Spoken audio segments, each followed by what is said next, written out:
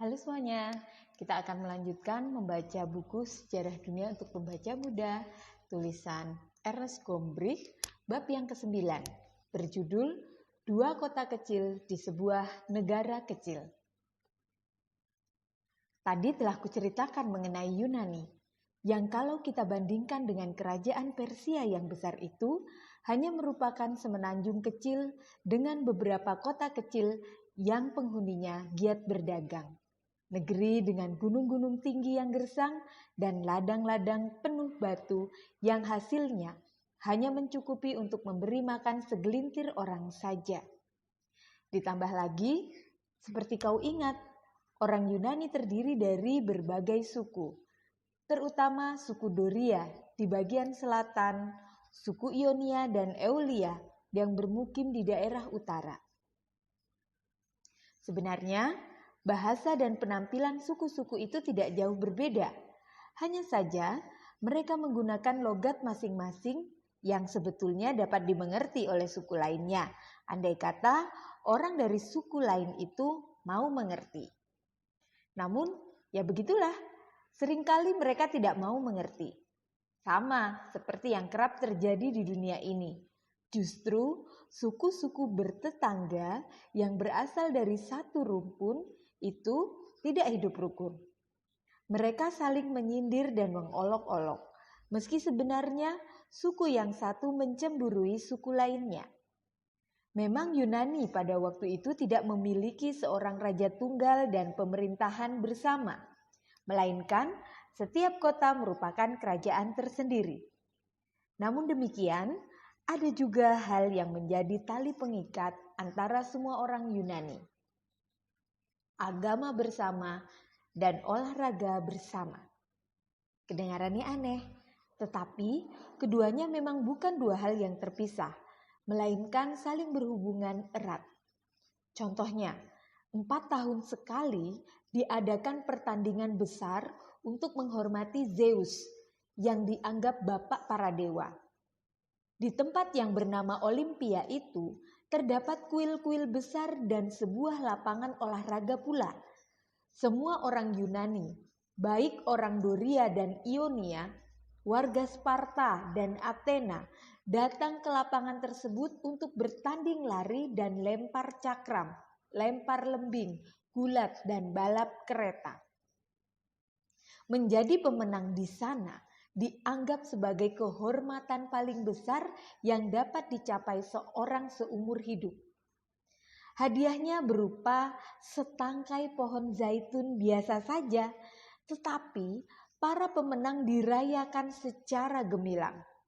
Para pujangga tersohor menggubah syair indah mengenai pertandingan mereka. Pemahat-pemahat kondang menciptakan patung untuk Olimpia.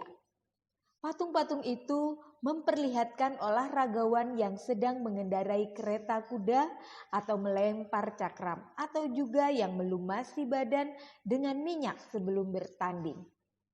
Tidak sedikit di antara patung-patung itu masih terpelihara sampai sekarang, baik di Yunani maupun di berbagai museum di dunia.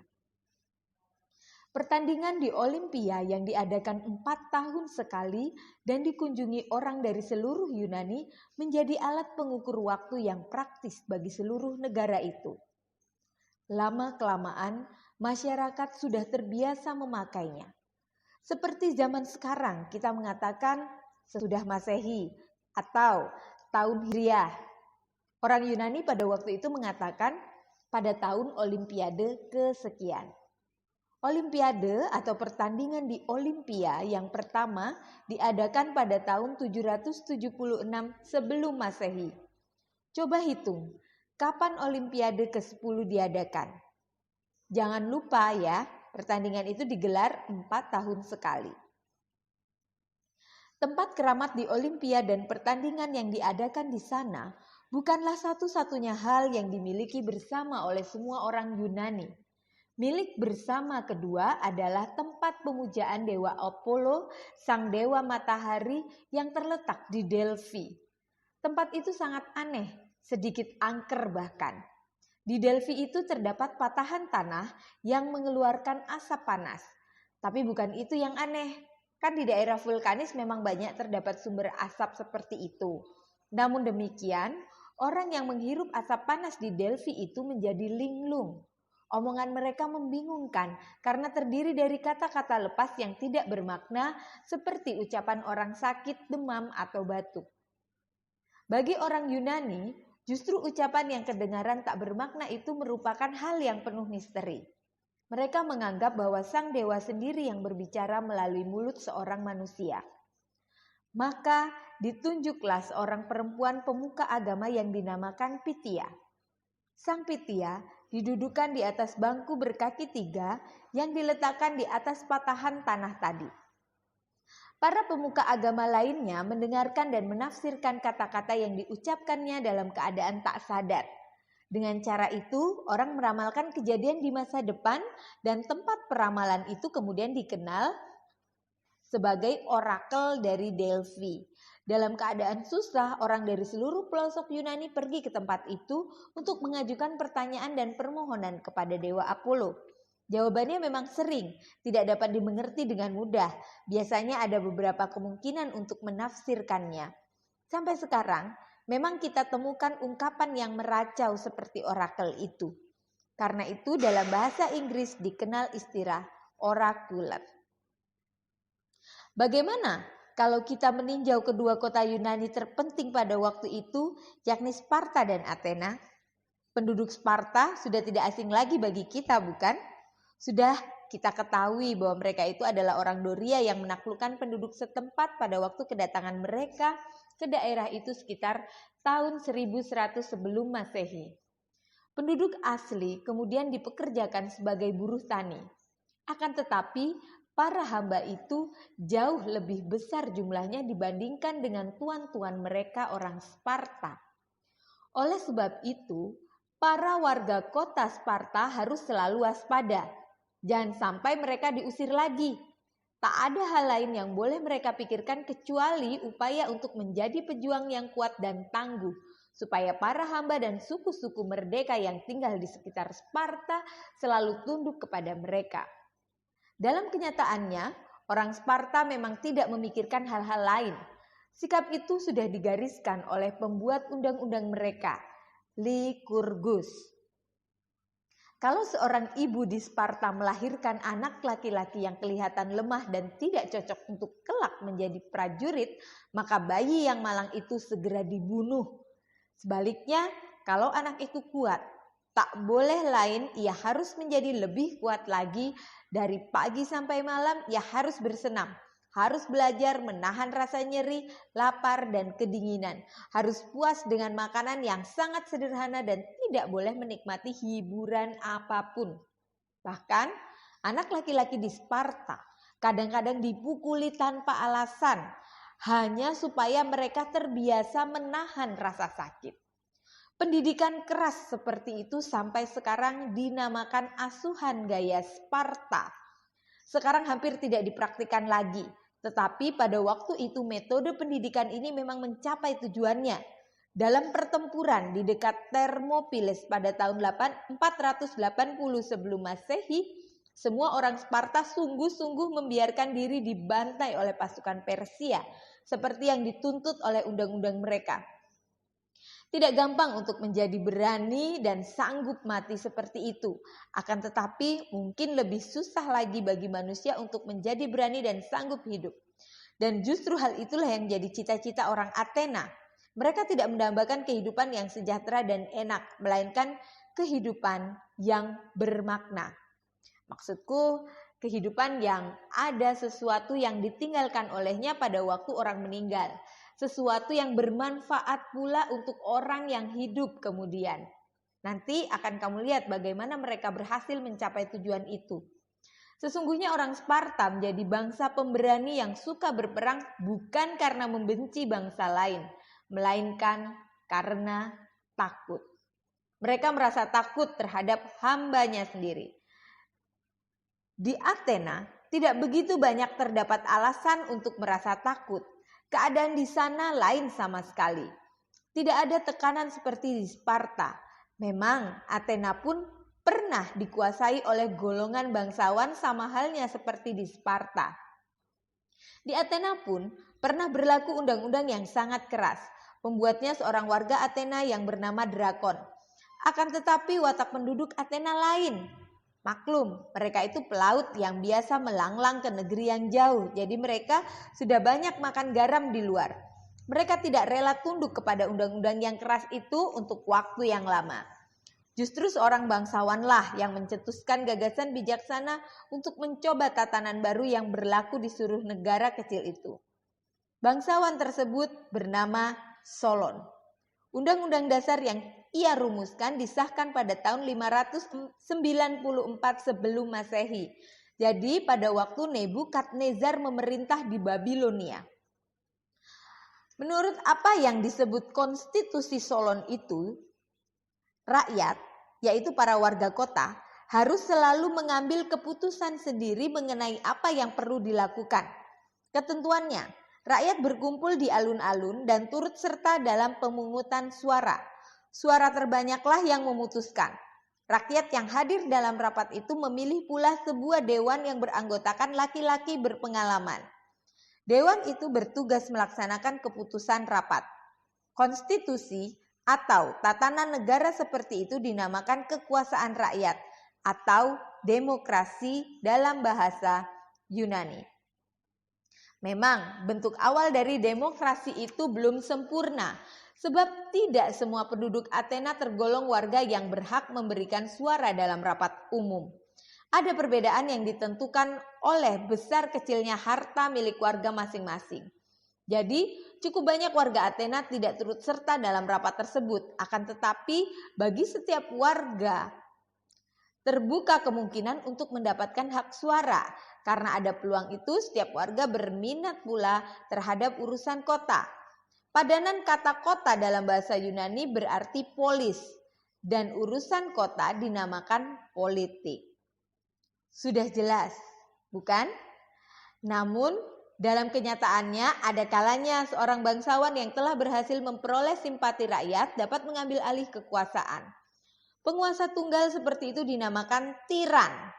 Akan tetapi tidak lama lagi biasanya rakyat mengusir tiran yang memerintah dengan sewenang-wenang itu. Kemudian semua orang menjaga dengan lebih giat lagi supaya betul-betul rakyatlah yang berkuasa. Sudah aku ceritakan bukan bahwa orang Athena itu berpikiran bebas. Itulah sebabnya mereka menjaga jangan sampai mereka kehilangan kebebasan untuk kedua kalinya. Maka mereka mengusir setiap tokoh politik yang dikhawatirkan berpeluang untuk mendapat banyak pengikut dan akhirnya sanggup merebut kekuasaan dan menjadi tiran. Tokoh politik yang diusir seperti itu dilarang kembali ke Athena. Adalah rakyat Athena yang bebas yang mengalahkan pasukan Persia, yaitu rakyat yang sama yang kemudian diperlakukan Miltiades dan Themistokles dengan sikap yang sangat tidak berterima kasih itu. Ada seorang politikus lain yang tidak diperlakukan seperti itu, namanya Perikles. Ia begitu pandai berbicara di depan rapat umum sehingga orang Athena merasa tetap merekalah yang menentukan dan memutuskan apa yang akan dilakukan. Padahal sebenarnya Perikleslah yang sudah lama mengambil keputusan itu. Hal itu terjadi bukan karena Perikles memegang semacam jabatan baru atau karena dia mempunyai kekuasaan luar biasa, bukan. Hanya karena dialah orang yang paling cerdas di antara mereka. Dengan demikian kedudukannya lambat laun menjadi semakin kuat. Maka sejak tahun 444 sebelum Masehi, angka ini sama bagusnya seperti zaman yang dikisahkannya. Perikleslah yang sesungguhnya memegang tampuk pemerintahan di Athena. Yang ia anggap paling penting adalah bahwa Athena harus tetap berjaya di lautan. Tujuan politik itu dicapainya dengan mengikat persekutuan dengan beberapa kota lain di Ionia. Kota sekutu tersebut harus memberi imbalan atas perlindungan yang diberikan oleh Athena yang kuat itu dengan membayar upeti. Dengan demikian, rakyat Athena menjadi kaya dan dapat memulai memanfaatkan bakatnya untuk menciptakan hal-hal yang agung dan indah. Stop. Rasanya kamu mulai bosan ya mendengar cerita mengenai kehebatan orang Athena. Kalau kamu bertanya, tepatnya hal istimewa apa yang dikerjakan oleh orang Athena? Maka Jawabanku adalah mereka mahir dalam hampir segala hal. Akan tetapi minat mereka terutama ditujukan kepada dua perkara, kebenaran dan keindahan. Dalam rapat umum yang diadakan secara teratur, warga Athena telah terbiasa untuk membahas segala hal di hadapan umum dengan mengajukan argumentasi, baik yang pro maupun yang kontra. Ajang ini menjadi latihan yang baik untuk mengasah daya pikir. Sesudah terlatih begitu, mereka mulai merumuskan alasan pro dan kontra, tidak hanya untuk mengambil keputusan bersama mengenai urusan sehari-hari, seperti misalnya perlu tidaknya kenaikan pajak. Mereka bahkan mempelajari dan membicarakan hal ihwal seluruh alam. Dalam hal ini mereka memang agak tertinggal dibanding orang Ionia yang mendiami kota-kota koloni. Orang Ionia lebih dahulu suka memikirkan persoalan dari bahan apa dunia ini tersusun dan apa yang menjadi penyebab segala kejadian dan peristiwa. Kegiatan berpikir seperti itu dinamakan filsafat. Namun demikian, orang Athena tidak hanya memikirkan atau berfilsafat mengenai hal-hal tersebut di atas. Mereka ingin mengetahui pula apa yang patut diperbuat oleh manusia. Maksudku, apa yang baik dan apa yang buruk, apa yang benar dan apa yang tidak adil. Mereka juga memikirkan untuk tujuan apakah sebenarnya manusia ada di dunia dan apakah yang menjadi hakikat segala-galanya. Tentu saja tidak semua orang berpendapat sama mengenai hal yang rumit-rumit itu. Ada macam-macam pendapat dan aliran yang dipertahankan oleh penganutnya masing-masing dengan mengajukan argumentasi, seperti halnya perdebatan di rapat umum. Yang mengherankan, sejak waktu itu, kegiatan berpikir dan beradu argumen yang kita namakan filsafat itu tidak pernah berhenti. Akan tetapi, orang Athena pada zaman itu tidak hanya mondar-mandir di bangsal terbuka atau lapangan olahraga untuk bertukar pikiran mengenai hakikat dunia. Cara kita mengetahui hakikat itu dan apakah yang penting dalam kehidupan manusia. Mereka memandang dunia bukan cuma dengan pikiran baru, melainkan juga dengan pandangan mata yang baru. Kesan yang timbul, seolah-olah sebelum waktu itu tak ada orang yang memperhatikan benda-benda di dunia. Sebab seniman-seniman Yunani menciptakan gambarannya yang tampak begitu baru, begitu sederhana dan begitu indah. Patung untuk menghormati pemenang Olimpiade telah kita singgung. Karya seni itu memperlihatkan sosok rupawan yang tampil dalam gerakan alami tanpa berpose. Seakan-akan penampilan seperti itu sangat biasa. Memang benar, apa yang tidak dibuat-buat itulah yang paling indah. Dengan rasa keindahan dan kewajaran manusiawi yang sama, para seniman pada waktu itu menciptakan patung dewa-dewa. Yang paling terkenal di antara pematung tersebut bernama Fidias. Karyanya tidak berupa patung yang penuh misteri dan berkesan adikodrati seperti patung-patung maha besar di kuil-kuil Mesir. Memang beberapa patung dewa ciptaan Fidias berukuran besar, mewah dan bernilai tinggi karena dalam pembuatannya dipakai gading dan emas. Walau begitu, patung-patung di kuil itu mencerminkan keindahan yang wajar dan pembawaan diri yang halus dan alami tanpa menimbulkan kesan dangkal atau terlalu manis. Dapat kita bayangkan bahwa orang Yunani pada zaman itu menaruh kepercayaan terhadap dewa-dewa yang digambarkan serupa itu. Sifat yang sama seperti patung-patung tersebut diperlihatkan pula oleh lukisan dinding dan bangunan di Athena. Sayangnya, tidak ada lukisan penghias bangsal atau ruang pertemuan mereka yang terpelihara sampai sekarang. Yang kita ketahui hanyalah lukisan kecil di atas barang tembikar seperti jambangan bunga dan guci. Dengan memandang gambar-gambar kecil yang begitu indah itu, dapat kita bayangkan hasanah seni apa yang hilang di reruntuhan Athena kuno. Kuil-kuil tersebut masih menyisa dan bisa dilihat di kota Athena pula, terutama puri Athena yang bernama Akropolis dan terletak di atas bukit. Pada era Perikles, di areal itu didirikan beberapa bangunan dari marmer yang diperuntukkan untuk pemujaan dewa. Pembangunan itu dilakukan karena kuil-kuil lama telah dibakar habis oleh orang Persia ketika warga Athena mengungsi ke Salamis. Kurasa Sampai sekarang pun Akropolis tetap merupakan kelompok bangunan paling indah yang kita kenal. Di situ tidak ada yang istimewa karena sangat besar atau sangat mewah. Yang ada itu saja sudah indah. Setiap detail diberi bentuk jelas dan sederhana sehingga timbul kesan dalam benak kita bahwa pembentukan seperti itu memang sudah semestinya.